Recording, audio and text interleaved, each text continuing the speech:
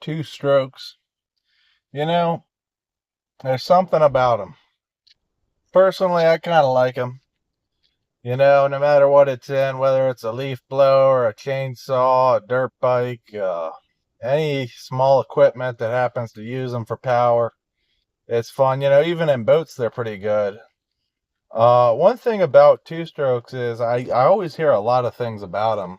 And one thing that I have heard repeated is, if you have a two stroke, run them at wide open throttle as much as possible. And you'll have a good long lifespan out of that. And it's something that I think about because, using two strokes, I kept using them like that. And it's just pretty steady advice for most stuff. But then, I was coming across somebody that was a little bit more experienced in two strokes than me. And he said, two strokes should be able to, or should be adjusted so that when they're idling, you can idle them for an hour and they'll still rev up fine without stumbling. Personally, most of my two strokes, I've not really had them like that. That being said, one thing that I've found about them is the fuel really makes a difference.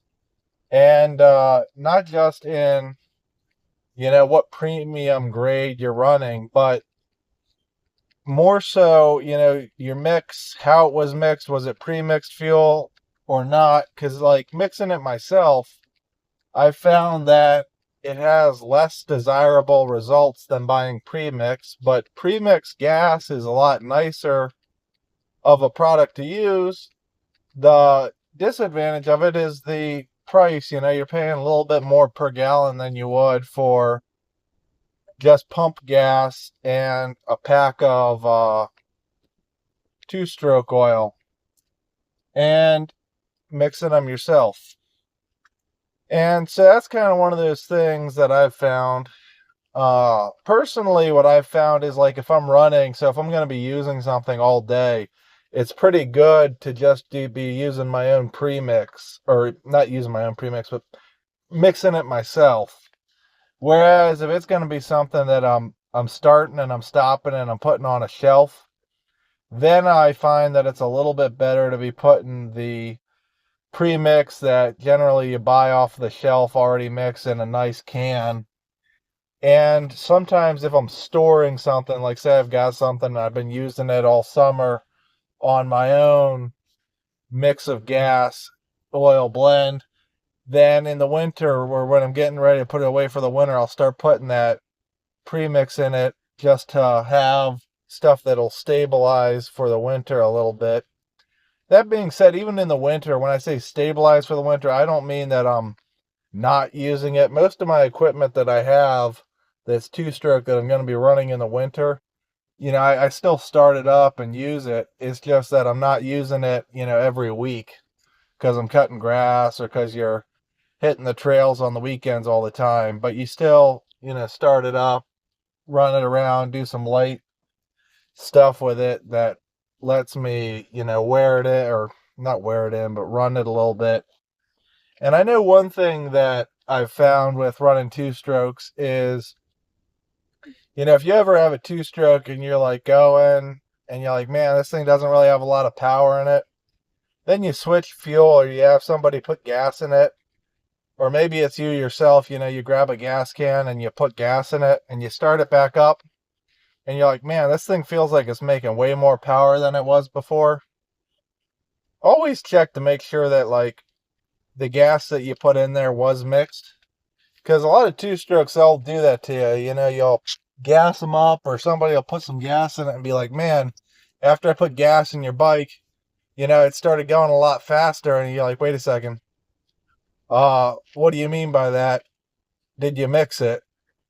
And it's something to think about, or I guess kind of be aware of if you're running them. Same thing with a chainsaw. If you're like, it feels like I got more power, just make sure.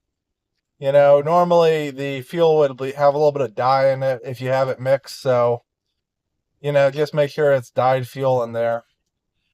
Just because I'm a fan of two strokes doesn't mean I don't run any four strokes, but it's just something, special to the two strokes. The dyed fuel, you put a four stroke fuel in there, normally it'll be either almost clear or straw colored, whereas two-stroke fuel may be blue or maybe red, depending on which dye they have in there. So something to think about, especially if you've got mixed equipment and some of it's got, or maybe you went out dirt biking with your friend or hitting the trails, and some of you guys have four-stroke gas, some of you guys got two-stroke gas.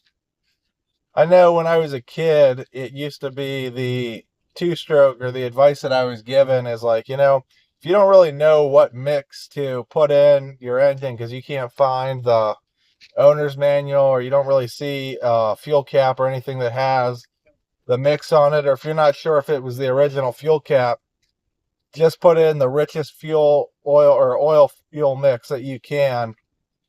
So when you're mixing the oil, if it's 40-1, that might be the fuel mix that you run, even if it might be a 50-1 engine, just that way, at least it'll protect your engine.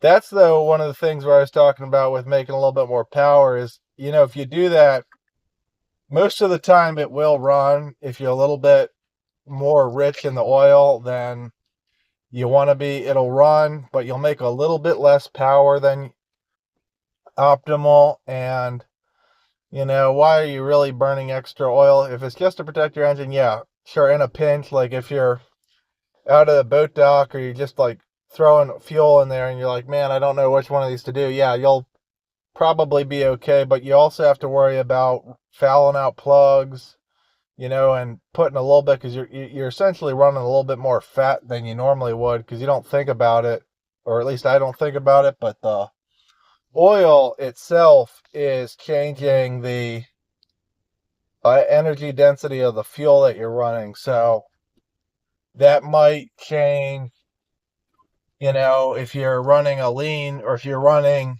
lean or running fat on your burn, when you're checking your plugs or you're looking at your smoke trail and you're kicking out a lot of smoke. Most of the two-strokes that I've run that are newer two-strokes don't really put out smoke like they used to. I remember two-strokes, you knew somebody was running a two-stroke just because you're looking at a cloud of smoke coming out there.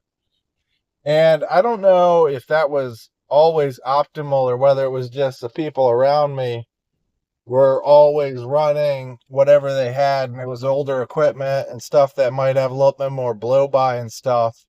So they were just like, yeah, run it however it is and just let it smoke. But looking at smoke is definitely something to think about with a two-stroke, because if you're running one that's running smoky and then it clears up, it's like, oh man, again, did you put the right fuel in? And if you did, then maybe it's a good thought to, switch over that fuel for like a permanent switch. I know for me, that's something that I thought about quite a bit, because I've changed fuel providers and I've changed blends a little bit. And I know that I've had quite a lot of performance changes just doing that. I know that I had one piece of equipment that I was barely getting to run. And, I changed the fuel blend on that, but I also changed changed the brand, because I went from a premix to a different premix, and it really made a difference for just switching the companies on who made the premix.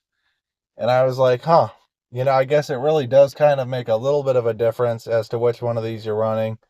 Whatever one runs well and works for you is probably the best that you like, don't switch around constantly. But I know it was something that definitely made me think, if I've got a motor here that's not running right, maybe before I say, it needs a rebuild, I might say, you know what, let's try running different fuel through the line just to see. Obviously, I would say don't go below the manufacturer's spec on what the oil to fuel ratio is. So, if it's a 50-1, I'd recommend running a 50-1, or if it says 40-1, I'd recommend running a 40-1. But it's one of those things where doing that, just changing who's putting the fuel in, or whether maybe you mixed in 10% ethanol blend, which, obviously you got to be a little bit worried about, ethanol eating some fuel lines.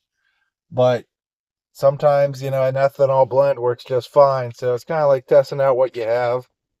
Fuel lines aren't that expensive if you lose them. It's more so worrying about losing the motor. Personally, thinking about, me or a friend, if I had a friend looking and saying, hey, I'm thinking about getting a something two-stroke power, I want to talk him out of it solely because it's a two-stroke. I'm pretty on board with, it's a different type of motor. It's like, switching from one mindset to a different mindset because, just because it's similar to a four-stroke in a lot of aspects doesn't mean that they're, identical or that something directly, it's not like you can say, oh, if you do this with a four-stroke, just always do the opposite with a two-stroke. It works every time. Kind of the same thing. I will say two-strokes are a little bit more picky on the fuel that they have. But for me, I wouldn't let the fact that something's a two-stroke or a four-stroke stop me from making that decision. I just more so look at, is it something that I like? Is it something that does what I need it to do? Is it something that I can handle? A lot of people are like, oh, four strokes are a little bit heavier than a two-stroke. So for the same application, well, heavier for the power output. So for the same application and the same power output, you get something a little bit heavier.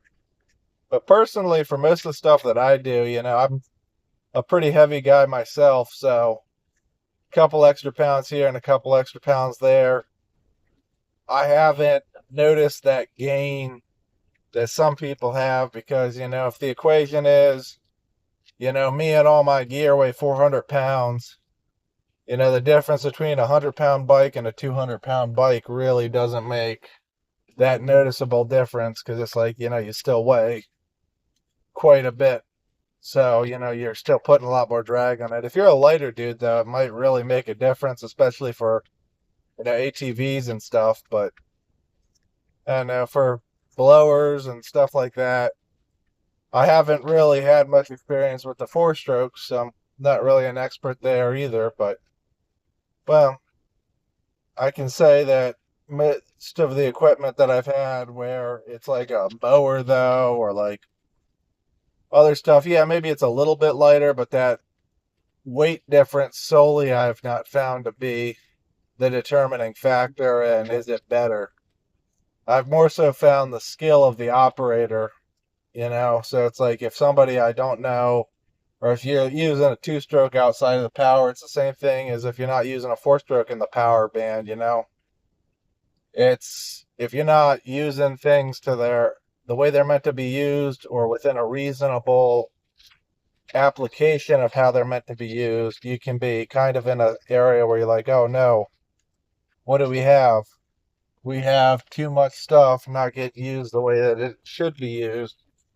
And you end up with somebody that has completely different outcomes with the same equipment just because they're using the equipment more efficiently, or they're catering to each piece of equipment that they're on, or, every time they switch dirt bikes, they adjust to the dirt bike a lot more than trying to force a dirt bike to adjust to them. All right. I guess, you heard me rambling on here. Have a good one, Stay crazy, keep it cool. But love you. Bye.